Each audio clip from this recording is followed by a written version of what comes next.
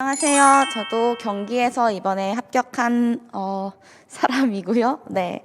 제 점수도 일단 공개를 하자면 저도 삼수였는데, 그러니까 올인을 3번 해서 이제 네.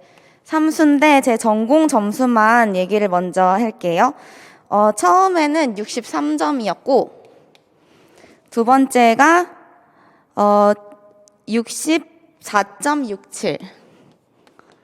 그리고 세 번째가 70점으로 저는 86.67이었어요. 컷이 경기도가 85점이었는데 저는 컷이랑 그렇게 크게 차이가 안 나서 2차에서 이제 높은 점수를 받고 뒤집은 케이스입니다. 네, 그래서 저는 제 점수가 저는 삼수를 하면서 1차에서 떨어져 보고 2차에서 떨어져 보고 그 다음에 이번에 최종으로 합격을 해서 좀 다양한 뭐라 해야 되죠? 다양한 경험을 해봤는데 일단 1차부터 먼저 말씀을 드리겠습니다. 앞서 선생님 두 분께서 스터디랑 이제 어떻게 1차를 하셨는지 잘 말씀을 해주셨는데 저도 이제 먼저 말씀을 드리자면 우선 일반 영어랑 영문학은 저도 앞에 선생님들이랑 똑같아요. 저도 생각하기에 제가 재수 때까지는 영문학개론이나 이런 유이태 교수님 커리큘럼을 나름 다 따라 들었거든요. 근데 이게 생각보다 영문학은 사실 저희가 공부한 것보다는 공부하지 않은 것에서 나올 확률이 더 높잖아요. 그러다 보니까 이제 이번에 공부를 할 때는 영문학을 계속 거기에 시간을 많이 투자하기보다는 차라리 일반 영어를 계속 하면서 여기서 논리적인 구조를 파악하고 좀 더 정확하게 메인 아이디어나 서머리를 하는 그런 방법을 이제 획득할 수 있도록 그걸 이제 할 수 있도록 연습을 해보자라는 생각을 해서 이번에는 영문학을 공부를 그냥 영문학개론 혼자 옛날에 필기했던 거 읽어보고 그 외에는 저는 단어만 계속 추가했습니다. 그래서 단어책은 왜 유이태 교수님이 항상 MD 그거 보지 말고 보카 30days 보라 하잖아요. 저는 실제로 제가 그만큼 많은 단어를 다 외울 자신이 없었기 때문에 저는 보카 30days에 사운드 앤 센스 이제 하면 옛날에 들었었는데 그때 단어 파일을 올려주셨어요. 그래서 그 두 개를 퀴즐렛이라는 어플을 활용해서 다 적어 넣고 그 다음에 이제 공부를 할 때 기출이나 뭐 모의고사 이런 거 풀면서 계속 나오는 모르는 단어들만 계속 추가해가지고 그거를 진짜 맨날 계속 외웠어요.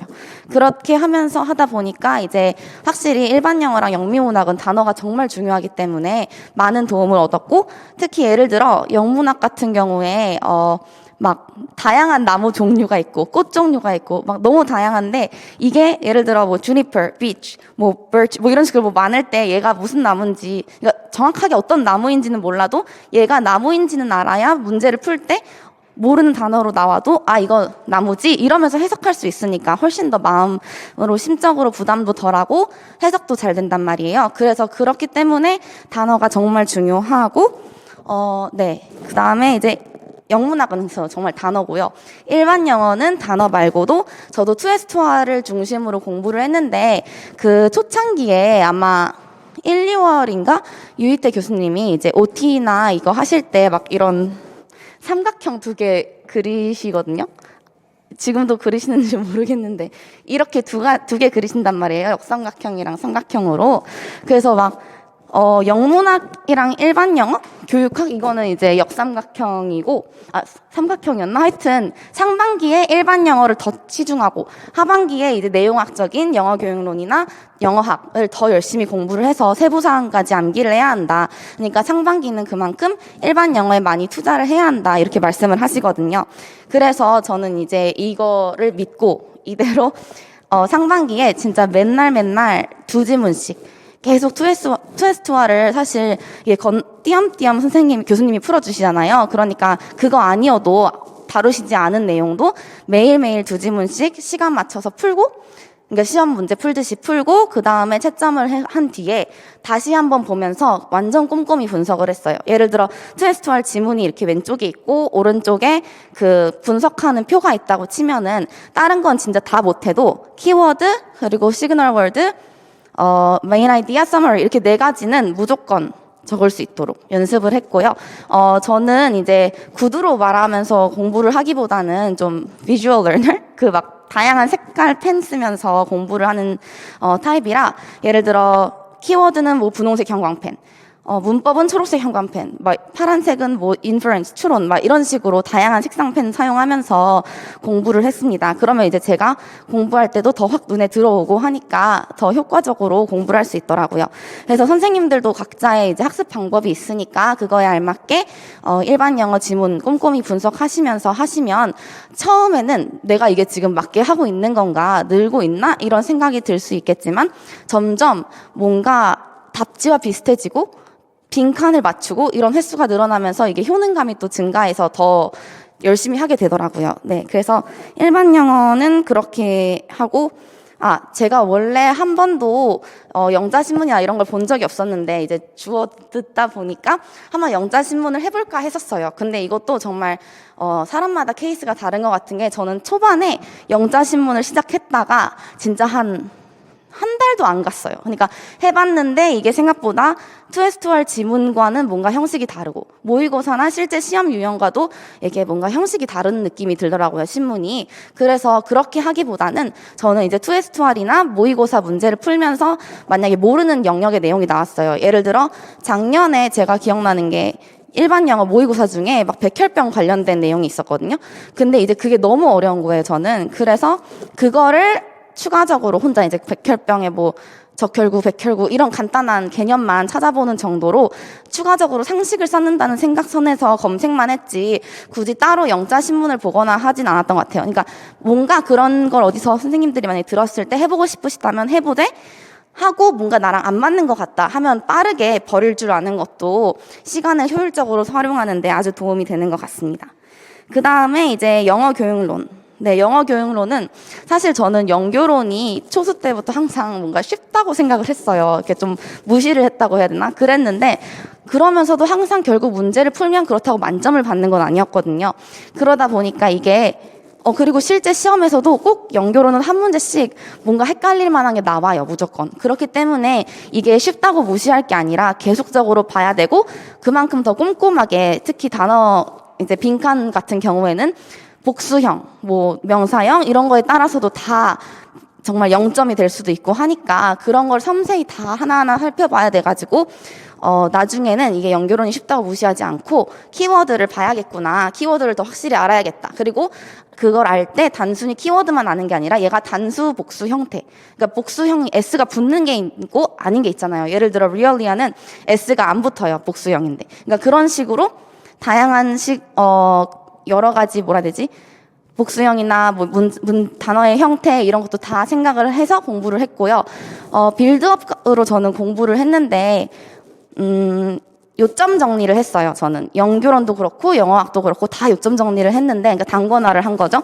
근데 빌드업을 먼저 처음부터 바로 요점 정리로 들어가는 게 아니라 1월부터 4월까지 다 공부를 하고 복습을 한 뒤에 어느 정도 내용이 익숙해졌다고 싶을 때 한 6월에서 7월쯤에 다시 빌드업을 한 번 더 보면서 요점 정리를 하기 시작했어요. 이제 시간상 뭔가 빨리 해야 되니까 그냥 타이핑으로 해가지고 최대한 아끼려 하면서 이렇게 읽으면서 핵심적인 것만 적고, 그거를 이제 뽑아서 그 다음부터는 기출이나 문제은행 그리고 모의고사를 풀면서 계속적으로 추가적인 개념이나 뭔가 내용이 나올 때 포스트잇이든 빈 여백이든 계속 적었어요, 그냥.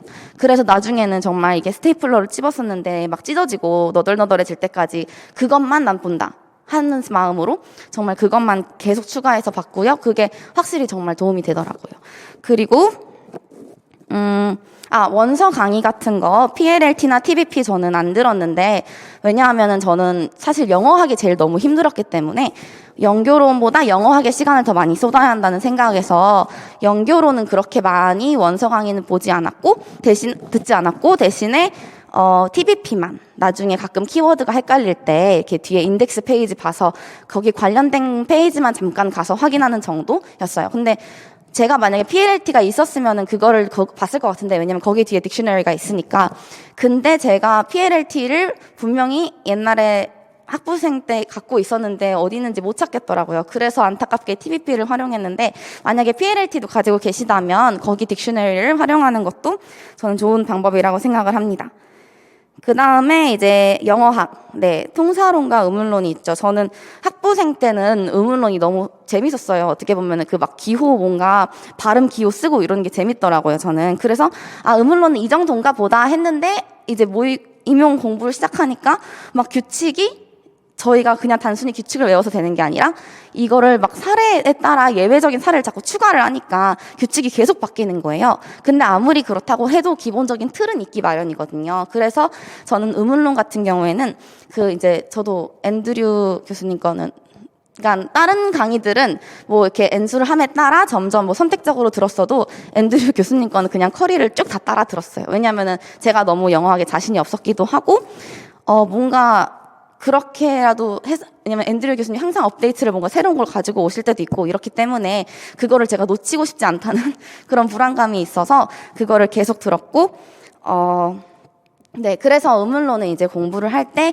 먼저 그 기본 이론 그거 위주로 공부를 하다가 거기서도 이제 항상 자음 도표 그리고 모음 도표, 그 다음에 포노텍틱스 이렇게 있잖아요. 그럼 자음이랑 모음은 거의 술술 나올 정도로 외우라고 항상 강조를 하시거든요. 그래서 저는 그거 표 그리는 것도 재밌어가지고 계속 그리고, 그 다음에 포노텍틱스는 막 다 외울 필요는 없지만 그래도 당연히 생각은 날 정도로. 그러니까 좀 뭐라 해야 되지? 이게 자연스럽게 어느 정도 이해는 될 수 있을 정도로는 봐야 한다 하는데 저는 그냥 같이 외웠어요. 포노텍틱스도. 왜냐면 외우다 보면은 저절로 실제로 문제를 풀 때 도움이 되더라고요. 아, 이거 뭐 얘랑 얘는 원래 안 되는 모음이야. 같이 안 되는 조합이야. 이런 게 생각이 나니까 조금 더 문제에서 사례를 분석하고 규칙을 찾는 데 도움이 됐습니다.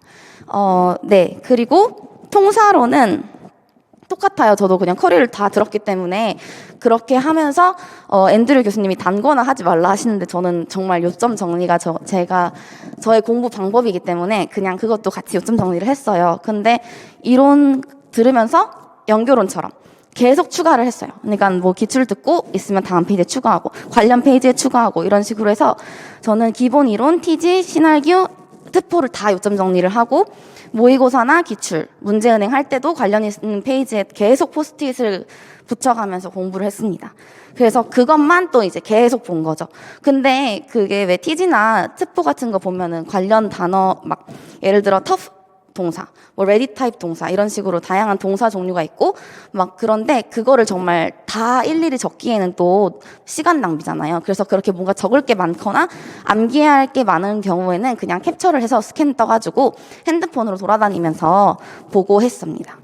그렇게 보면서 이제 예문을 외우고 공부도 했고, 저는 스터디는 앞선 선생님들과 다르게 안 했는데, 그러니까 재수 때까지는 안 했고요. 삼수 때는 계속 안 하다가, 왜냐면 저는 스터디가 안 맞는 것 같았어요. 1차 공부할 때. 왜냐면 저는 제 혼자 공부하는 시간이 약간 중요하다고 생각을 해서 안 하다가 그러다 좀 살짝 흔들려서 9, 10월에만 뭔가 답변을 정확하게 쓰거나 복습을 할 때 내가 혼자 하면은 제대로 안 할 수도 있겠다라는 생각이 들어서 9, 10월에만 제 친구들이랑 같이 공부하는 친구들이랑 스터디를 만들어서 각자 복습하고 스터디는 근데 이게 뭔가 내용적인 거를 서로 확인하는 스터디라기보다는 서로 공부하고 오답 정리한 거 올리는 인증용, 또는 가끔 그러다가 이제 매주 토요일 뭐 밤에 공부 다 하고 힘들 때쯤 해서 밤에 만나가지고 우리 그냥 문제 풀면서 이해 안 되는 개념이나 일반 영어 지문 어려웠던 것만 어떻게 이해했는지 서로 물어보고 그냥 이 정도만 했습니다.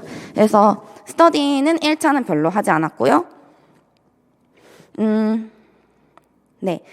그렇게 1차 공부를 했고, 모의고사는 문제 푸는 순서를 항상 사람마다 달라요. 저는 1번부터 순서대로 하지 않고 내가 제일 그래도 괜찮다, 시간을 좀 빨리 풀 수 있겠다, 절약할 수 있겠다 하는 거를 첫 번째로 했고, 그 다음에 두 번째를 무조건 일반 영어를 했어요. 왜냐면은 일반 영어는 이게 내가 잘하고 못하고를 떠나서 논리적으로 잘 찾아서 정확하게 찾아야 되는데 이게 나중에 시간에 쫓기다 보면 풀 수 있는 것도 못 풀어서 너무 억울하거든요. 그래서 저는 예를 들어 연결론을 제일 먼저 하고 그 다음에 일반 영어를 풀고, 그러고 나서 이제 의문 통사 같이 그냥 있는 대로 쭉쭉쭉 풀면서 영문학을 마지막에 했습니다.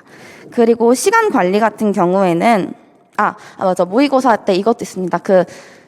저는 제가 여기 점수도 아까 1차도 떨어져 보고 2차도 떨어져 봤다 했잖아요. 근데 1차도 보면은 처음 떨어졌을 때 컷이랑 한 1, 2점 차이였어요. 그래서 제가 왜 틀렸을까 생각했는데 제가 항상 실수를 2점이나 4점짜리를 하더라고요. 시험장에 가면은. 근데 모의고사 볼 때도 실제로 실수를 많이 했거든요. 근데 제가 올해와 예전과의 차이점이 이번과 옛날과의 차이점이 있다고 치면은 모의고사 할 때 오답 노트는 했어도 시험장에 가서 생각해야 될 거를 따로 적어두진 않았어요. 근데 이번에는 모의고사를 풀 때 예를 들어 뭐 빈칸 문제를 까먹고 안 풀었다. 그러니까 두 문제 같이 있을 때 그러면은 그거를 틀린 거를 제가 다른 종이에다가 빈칸 빼먹지 말기, 뭐 단복수 주의하기 이런 식으로 과목별로 다 내가 시험장에 가서 기억하고 주의해야 할 실수들에 대해 다 적어놨어요. 그래서 실제 시험장에서도 다른 요점 정리나 그런 거는 못 본다고 하더라도 그거는 무조건 볼 수 있도록. 왜냐하면 내가 아는 건데 실수로 틀려가지고 떨어져서 한 해를 더 하게 되면 그건 정말 너무 억울하잖아요. 그래서 그거를 꼭 적어서 갖고 스터디 말고 그 공부 시간 같은 경우에 저는 그렇게 막 엄청 미친 듯이 많이 하는 스타일은 아니었어요. 제가 일단 아침 잠도 많은 편이고 뭔가 밤에는 늦게 자긴 하는데 밤 늦게까지 공부를 하긴 또 싫고 이래가지고 저는 뭔가 좀 더 그래 집중력 있게 효율적으로 하면 되지라는 생각을 했어요. 그래서 다른 친구들 막 또 근데 제가 공부 계정을 같이 운영했거든요. 근데 그러다 보니까 다른 사람 팔로우를 했는데 막 기본 못해도 10시간, 막 많이 하면 14시간에서 15시간을 하는 거예요. 그러다 보니까 저는 막 제가 너무 못하는 것 같고 해서 더 그거에 부담감은 받고 스트레스는 쌓이는데 어떡하지 하면서 계속 공부 시간은 저는 6시간에서 8시간 위주였거든요. 나중에 모의고사 때는 많이 하면 10시간이었고. 그래서 어떡하지 했는데 실제로 그 시험 결과가 나오고 나서 보니까 공부 시간이 그렇게 엄청 중요한 게 아니더라고요. 막 예를 들어 15시간 했어도 떨어지시는 분이 있고 정말 공부 안 했는데 붙는 사람이 있고 이렇기 때문에 제 생각에는 여러분들이 만약에 혹시 공부 계정을 운영하고 있거나 아니면 공부 시간 때문에 스트레스를 받고 있다면 물론 진짜 2-3시간 이렇게만 공부를 계속하면 안 되겠지만 너무 그거에 연연해서 스트레스를 받지 않았으면 좋겠어요. 왜냐하면 그 공부 시간을 어떻게 활용하느냐에 따라서 정말 효과가 정말 다를 수 있거든요. 네, 그래서 그거 기억해 두시고 그럼에도 여전히 15시간 하신 분들 막 너무 신경 쓰이고 하면은 그냥 합리화를 하세요. 예를 들어 저 사람들은 뭐 화장실 가거나 점심 먹을 때도 다 틀어놨을 거야 시간을. 이런 식으로라도 그냥 합리화를 하는 게 내 속이 편합니다. 그리고 생활 패턴은 저는 공부 잘하는 시간대에 그냥 잘 되는 시간대에 맞춰서 쭉 하다가 모의고사 때부터는 적어도 그래도 이제 아무리 진짜 늦어도 10시고 최대한 웬만하면 9시까지는 무조건 앉아서 공부를 시작하게 하려 했고요. 10시 40분까지는 교육학, 그 다음부터는 전공 이렇게 그 실제 시험 시간에 맞춰서 했어요. 근데 왜 10시 40분까지냐면 교육학이 10시까지인데 쉬는 시간이 40분 더 있거든요. 그래서 물론 그때 전공을 실제 시험에선 보긴 하겠지만 제가 만약에 10시까지 교육학 공부가 안 끝났다면 중간에 애매하게 끊기는 것보다는 그냥 더 보는 게 낫겠다 싶어서 10시 40분까지 교육학을 하고 그 다음에 뭐 2시 20분까지는 전공을 한 뒤에 그 뒤에는 제 마음대로 했습니다. 근데 웬만하면은 모의고사 시즌에는 아무래도 교육학보다는 전공에 더 많은 시간을 투자하게 될 거고요. 네. 그리고 저는 불안감이 정말 많았는데 불안할 때마다 정말 합리화를 계속했습니다. 그거 말고는 방법이 없거든요. 왜냐면 내가 나 못한다고 계속 생각해봤자 사실 못한다고 생각하니까 더 안 되고 더 하기 싫고 이러니까 방법은 진짜 그냥 딴 사람들 공부 시간을 합리화하고 아니면은 내가 진짜 불안할 때 생각해보니까 언제 가장 불안한가 하면은 독서실에 앉아가지고 핸드폰 하고 있을 때예요. 핸드폰 하면서 이러면 안 되는데 하면서 계속 하고 있을 때가 제일 불안하거든요. 그래서 그럴 때는 그냥 핸드폰을 뒤집어서 위에 어디 올려놓거나 숨겨놓고 다시 공부를 시작해서 집중을 하면 불안감이 덜해요. 그리고 그렇게 해서 뭔가 내가 오늘 공부한 양을 조금이나마 이렇게 성취를 했을 때 그 성취감 때문에 다음날은 더 열심히 하고 싶어지고 이렇게 되기 때문에 만약에 불안하시면 그냥 공부를 하는 게 답이고 그렇다고 막 올인해서 막 나는 미친 듯이 공부만 할 거야. 친구도 안 만나고 막 이렇게까지 할 필요는 없는 것 같아요. 그만큼 내 스트레스랑 이런 걸 해소해 주는 것도 중요하니까. 네. 그거 말고는 시간이 혹시 얼마나 남았나요? 그러면 진짜 간단하게 2차 얘기만 잠깐 하면은 물론 지금 다들 1차 준비를 하셔야겠지만 혹시 몰라서 2차 얘기를 하면은 저는 이때 그러니까 두 번째 때는 1차는 붙었는데 그러니까 재수 때랑 삼수 때가 둘 다 컷이랑 1.67점 차이였어요. 1차가. 근데 재수 때는 95점 몇이었고 이번에 98.3점을 받아서 뒤집어가지고 합격을 한 건데 생각을 해보니까 저는 1차 때는 스터디를 안 했고 2차 때는 스터디를 했는데 이때도 정말 사람마다 달라요. 스터디가 잘 되시는 분은 계속하면 되는데 제 생각에 제 재수 때 페이는 2차 때 스터디를 정말 너무 많이 했어요. 그러니까 제 공부 시간이 없을 정도로 많이 한 거죠. 그래서 경기 같은 경우에는 수업 시연, 나눔, 면접, 토익 이렇게 4가지나 있다 보니까 다른 데보다 2가지가 더 있어가지고 이거 하나하나 스터디 다 하면 정말 시간이 너무 많이 보내거든요. 특히 토익 같은 경우는 6명이면 42분 정도를 같이 이야기를 하고 소모를 해야 되는데 그 전에 만약 구성 시간까지 생각하면 정말 오래 걸리기 때문에 이런 스터디도 이제 아웃풋을 연습하는 데는 좋지만 인풋이 없으면 그러니까 내가 아는 내용도 없는데 말만 계속하면 소용이 없거든요. 그래가지고 제가 그 재수 때는 정말 그러니까 처음 2차 공부를 했거든요. 재수 때. 그래서 그때는 정말 스터디만 했는데 나중에 되니까 친구들은 그러니까 주변에 다른 사람들은 너무 내용학적으로 시책도 잘 알고 막 예시도 잘 되고 답변도 잘하는 것 같은데 저는 못하는 것 같아서 너무 스트레스였거든요. 근데 그게 나중에 생각해 보니까 내용학적으로 뭐가 없으니까 당연한 거죠. 그래서 나중에 이제 이번에 시험 공부할 땐 또 1.67점 차이니까 일단 스트레스를 너무 받았어요. 높은 95점이어도 안 되는구나 해서. 근데 그래서 못 뒤집나 했는데 확실히 이게 경기가 변별이 없다는 말도 있고 있다는 말도 있는데 경기가 제가 이번에 해보니까 똑같은 1.67점 차이잖아요. 충분히 뒤집을 수 있습니다. 그래서 스터디는 내가 잘 맞으면 하되 정말 한 번도 안 하고도 붙는 분들이 있고요. 스터디만 해서 붙는 분들도 있으니까 이것도 내 스타일에 맞게 하면서 중요한 거는 내가 공부할 시간이 있어야 한다는 거예요. 그래서 저는 월요일부터 금요일까지는 예를 들어 스터디를 했지만 토일만큼은 스터디를 최대한 안 하려 했어요. 왜냐면 이 토일만큼은 그냥 진짜 내 공부 시간이다. 난 딴 사람 방해 안 받고 내 것만 할 거다. 이 생각으로 했고 수업 시연 스터디도 1개 했고 면접 스터디 2개가 끝이었습니다. 근데 이번에는 사실 토의가 없었기 때문에 조금 다르긴 했겠지만 그 정도로 최소한으로 하려고 했습니다. 네. 네, 그래서 그게 끝이고요. 만약에 지금 N수생 분들 많이 힘드실 거 아는데 정말 언젠가는 붙더라고요. 저 계속 떨어져 보니까 느낀 건데 이게 진짜 안 된다고 생각하면 더 안 되는 것 같아요. 거기에 너무 내가 매달려서 너무 우울하고 하니까. 그래서 특히 2차 준비할 때 너무 힘들었거든요. 왜냐면 작년에 떨어져 봤고 똑같은 컷이어서.